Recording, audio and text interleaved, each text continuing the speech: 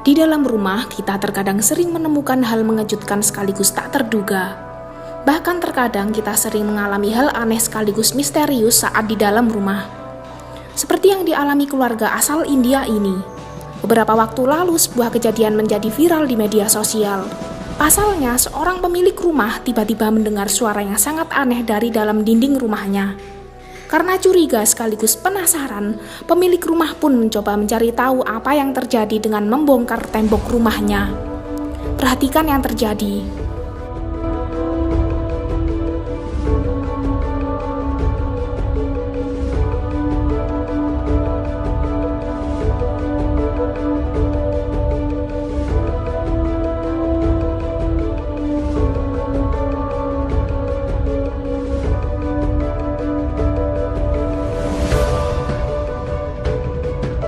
Tak disangka setelah berusaha mencari tahu yang terjadi, ternyata di dalam tembok rumahnya itu terdapat seekor kambing besar yang terperangkap.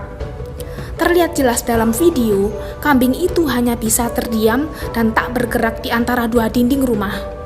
Beruntungnya pemilik rumah berhasil mengetahui hal itu dan mengeluarkan kambing malang itu dari dalam tembok. Aduh, kasihan banget ya kambingnya.